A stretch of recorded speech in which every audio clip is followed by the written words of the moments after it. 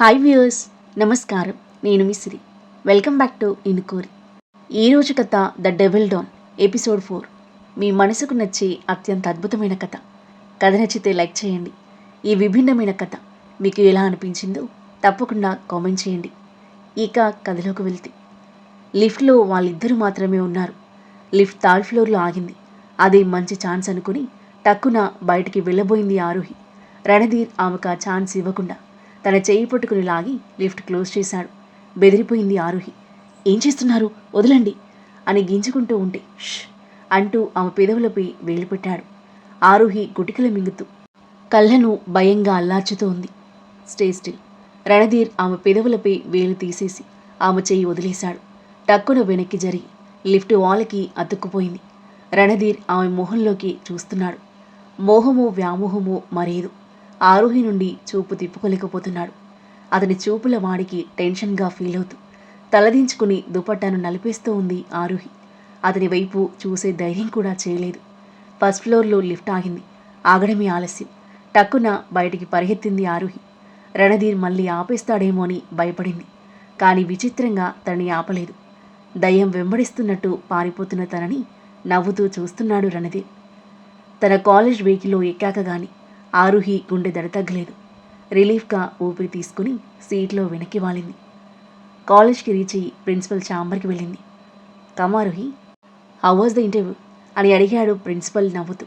ఆరుహి బలవంతంగా నవ్వుతూ it was good sir అని చెప్తూ ఇంటర్వ్యూ చేసిన video recorder, microphones and ID card అతనికి ఇచ్చేసి థ్యాంక్ యూ చెప్పి బయటికి వచ్చేసింది.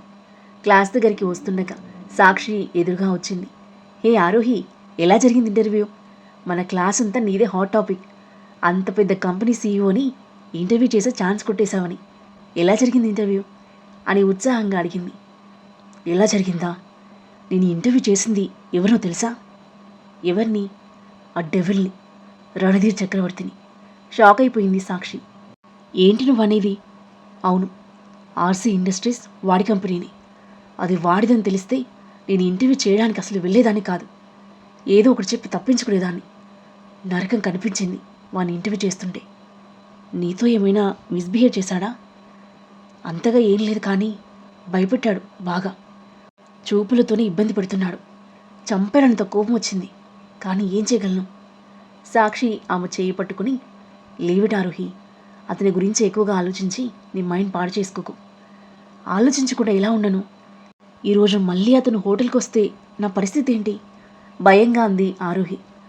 ఆరుహి, అతను నిన్న దాని గురించి సీరియస్గా ఉంటే ఈరోజు నీ దగ్గర ఖచ్చితంగా టాపిక్ తీసుకొచ్చేవాడు.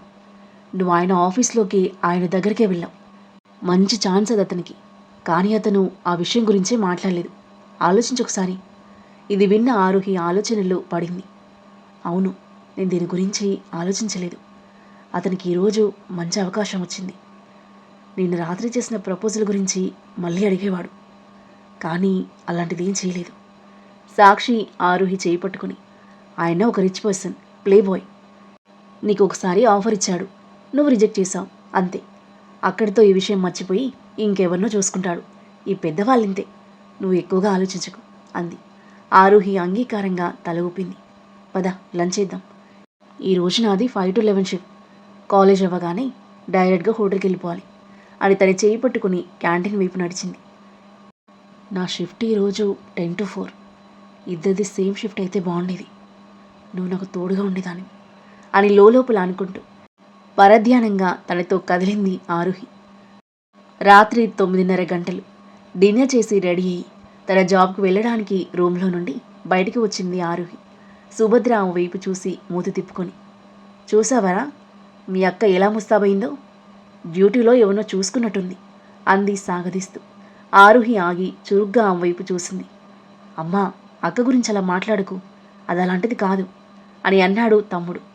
నువ్వు అలాగే అనుకో, మన కళ్ళు కప్పి ఎవరితోనో వెళ్ళిపోతుంది, అప్పుడు తెలుస్తుంది నీకు. అమ్మా, కోపంగా అరిచింది ఆరుహి. నేను ఎన్నిసార్లు చెప్పినా ఇలాగే పిచ్చిగా మాట్లాడుతావేంటమ్మా నువ్వు? నువ్వు అనుకుంటున్నట్టు నేను ఎలాంటి పిచ్చి పనులు చేయను. సరే, నేను జాబ్ మానేస్తాను. నా కాలేజ్ ఫీజుకి ఖర్చులకి నెల నెల నాకు డబ్బులు ఇవ్వు అంది ఆరుహి సుభద్ర కోపంగా చూస్తూ. ఈ ఇంట్లో నీకు తిండి నీళ్ళు వస్తున్నాయి, అవి ఇవ్వడమే ఎక్కువ నీకు. ఒక్క పైసా కూడా రాదు నా నుండి. నువ్వు ఖర్చు పెట్టడానికి నీ నాన్న ఏ నిధిని వదిలేయలేదు అంది కటువుగా. అయితే నన్ను ప్రశాంతంగా నా పని చేసుకునివ్వండి. నా జాబ్కి తగ్గట్టుగానే నేను రెడీ అయ్యాను. ఎక్కువగా ఏం ముస్తాబోలేదు అని కోపంగా చెప్పి వెళ్ళిపోయింది ఆరుహి. పార్క్ హోటల్ రూమ్స్ అన్నీ చెక్ చేసుకుంటూ కండిషన్ నోట్ చేసుకుంటూ ఉంది సాక్షి. సడన్గా తనని ఎవరో వెనుక నుండి పట్టుకున్నారు. ఒక క్షణం భయపడి వెనక్కి తిరిగిన సాక్షి ప్రణయ్ని చూసి నవ్వింది. ప్రణయ్ సార్, మీరు నన్ను భయపెట్టారు. ప్రణయ్ ఆమెను తన వైపు తిప్పుకొని ఆమె కళ్ళలోకి చూస్తూ, నేను చాలాసేపటి నుండి నీకోసం వెయిట్ చేస్తున్నాను. నువ్వు ఇక్కడ నీ వర్క్లో బిజీగా ఉన్నావు అంటూ దగ్గరికి లాక్కున్నాడు. అతని భుజాల మీద చేయి వేసి మెల్లిగా వెనక్కి నెట్టింది సాక్షి. సార్, ఇది నా డ్యూటీ టైం. నేను వర్క్ చేయకపోతే నన్ను జాబ్ నుండి తీసేస్తారు అంది చుట్టూ చూస్తూ. ప్రణయ్ ఆమె చేయి పట్టుకుని దగ్గరికి లాక్కొని ఆమె చెవిని ముద్దు పెట్టుకుంటూ, నేనిక్కడ మేనేజర్ని. నేనుండగా నీకెందుకు టెన్షన్? నువ్వు నన్ను జాగ్రత్తగా చూసుకో, నీ వర్క్ నేను చూసుకుంటాను అన్నాడు. సాక్షి చిన్నగా నవ్వింది. ప్రణయ్ ఆమెను పక్కనే ఉన్న తన క్యాబిన్లోకి లాక్కెళ్తుంటే సాక్షి భయపడి, సార్, ఎవరైనా వస్తారు అంది. సాక్షి, నా పర్మిషన్ లేకుండా ఎవరూ నా క్యాబిన్లోకి రారు. నిన్న నీతో హాయిగా టైం స్పెండ్ చేద్దామనుకుంటే రణధీర్ సార్ వచ్చి స్పాయిల్ చేశారు. ఈరోజు నేను మంచి మూడ్లో ఉన్నాను. నా మూడ్ చెడగొట్టకు. క్యాబిన్ లోపలికి తీసుకెళ్ళి తన గోడకు ఆనించి ఆమెను గాఢంగా ముద్దు పెట్టుకుంటున్నాడు. సాక్షి ఊపిరి భారంగా మారింది. ప్రణయ్ మరింత ఉద్రేకానికి లోనవుతూ ఆమెను చాలా వైల్డ్గా కిస్ చేసాగాడు. అతని చేతులు ఆమె దేహంపై కదులుతున్నాయి. Sakshi, I can't control myself, let's make out అన్నాడు ఆమె మెడవంపులో పెదవుల దాడి చేస్తూ. సాక్షి టెన్షన్ పడుతూ అతని దూరంగా నెట్టేసింది. మైకంలో మునిగిపోయిన ప్రణయ్కి సాక్షి సడన్గా అలా నెట్టేసరికి కోపం వచ్చింది. Sorry sir, I'm not ready for it అంది తడబడుతూ. సాక్షి, నువ్వు నన్ను నిజంగా లవ్ చేస్తున్నావా? చేస్తున్నాను సార్, కానీ ఏంటి కానీ? 6 monthsగా రిలేషన్లో ఉన్నాం. మ్యారేజ్ చేసుకోవాలి అనుకుంటున్నాం. ఫిజికల్గా దగ్గర అవడంలో ఏంటి problem? You know I love you so much. But still నాకు దూరంగా ఉంటున్నావంటే నీకు నా మీద అంత లవ్ లేదు. ఇట్స్ ఓకే అని వెళ్ళసాగాడు. సాక్షి నొచ్చుకుంది. అతని వెనుక నుండి హగ్ చేసుకుంది. I love you so much sir. మిమ్మల్ని హర్ట్ చేసినందుకు సారీ. I'm yours. మీకోసం ఏమైనా చేస్తాను అంది. ప్రణయ్ మొహం వెలిగిపోయింది. ఆమె వైపు తిరిగి తన మొహాన్ని చేతిలోకి తీసుకున్నాడు. సాక్షి బ్లష్ అవుతూ చూస్తుంది.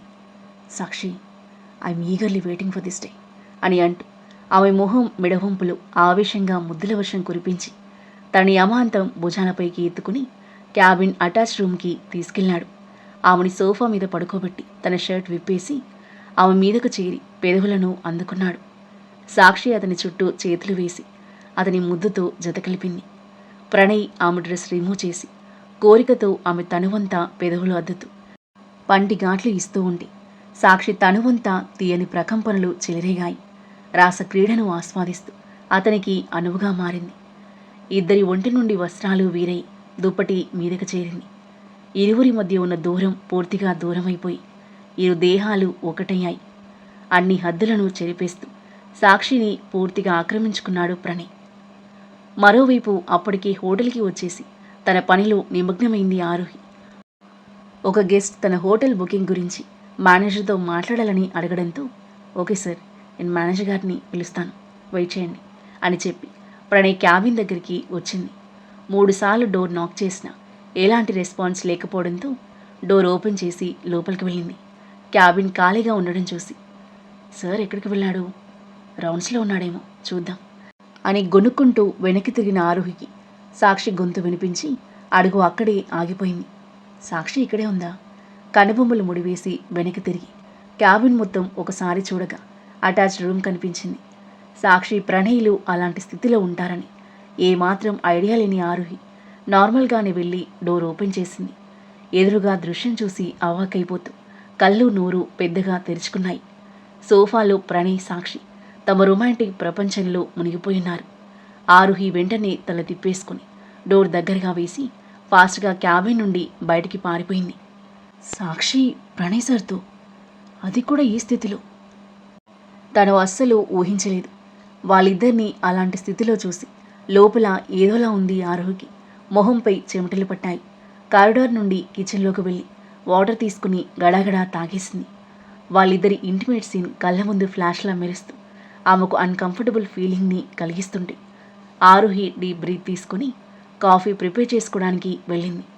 ఫాస్ట్గా కాఫీ ప్రిపేర్ చేసుకుని కప్ తీసుకుని కారిడార్ చేరుకునేసరికి రణధీర్ ఎదురుగా వస్తూ కనిపించాడు.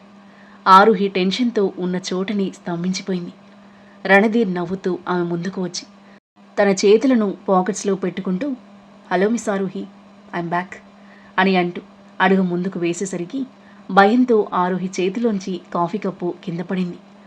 రణధీర్ మత్తు నిండిన కళ్ళతో ఆమె వైపు చూస్తూ అడుగులు ముందుకు వేస్తున్నాడు. ఆరుహి వెనక్కి అడుగులు వేస్తూ, సార్ మీరు దగ్గరికి ఎందుకు వస్తున్నారు? దూరం నుండి మాట్లాడండి అని కోపంతో కూడిన టెన్షన్తో అరిచింది. రణధీర్ ఆమెను పట్టించుకోలేదు. ఆరుహి వెనుక గోడకు అతుక్కుపోయింది. అప్పటికి రణధీర్ ఆమెకు అతి దగ్గరగా వచ్చేశాడు. ఏ వైపు మళ్ళినా తప్పించుకోవడానికి వీలులేని స్థితిలో నిలబడి ఉంది ఆరుహి. నేను ఎవరనుకుంటున్నావు? అమ్మాయిలు నేనంటే పడి చేస్తారు. ఏ అమ్మాయి కూడా రిజెక్ట్ చేయని ఈ రణధీర్ చక్రవర్తిని ఆఫ్టర్ ఆల్ ఒక రిసెప్షనిస్ట్ అయిన నువ్వు రిజెక్ట్ చేశావు. ఎవరు నువ్వు?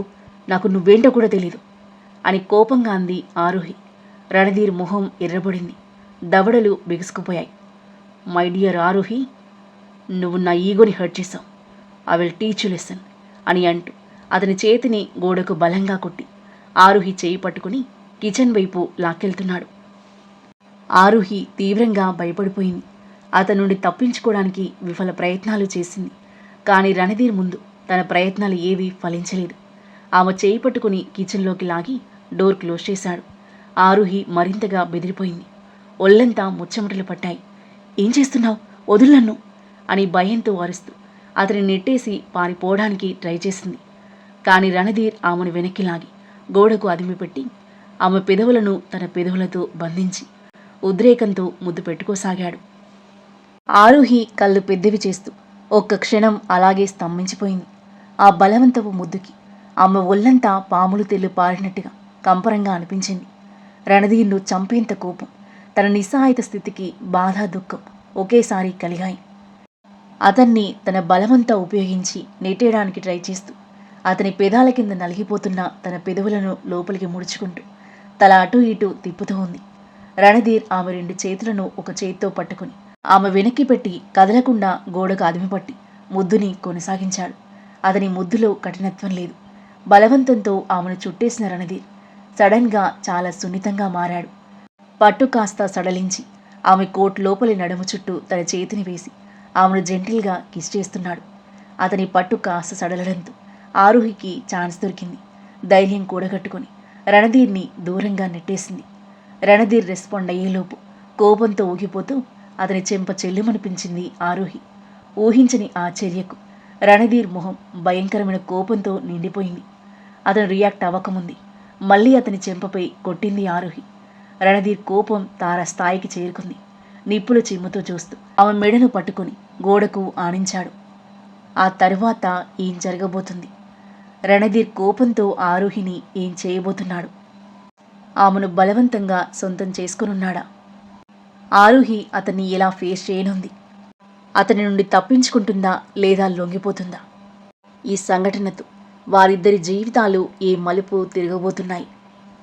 అద్భుతమైన కథనంతో ఒక కందని మలుపులతో ఎంతో ఆసక్తికరంగా సాగి ఈ కథ యొక్క నెక్స్ట్ ఎపిసోడ్ కోసం మన నెక్స్ట్ వీడియో చూడండి. కథ నచ్చితే లైక్ చేయండి. ఈ కొత్త కథ మీకు ఎలా అనిపించిందో మీ అభిప్రాయాన్ని తప్పకుండా కామెంట్ చేయండి. మరిన్ని ఇలాంటి ఇంట్రెస్టింగ్ స్టోరీస్ కోసం మన ఛానల్ని సబ్స్క్రైబ్ చేయండి. Thank you for listening.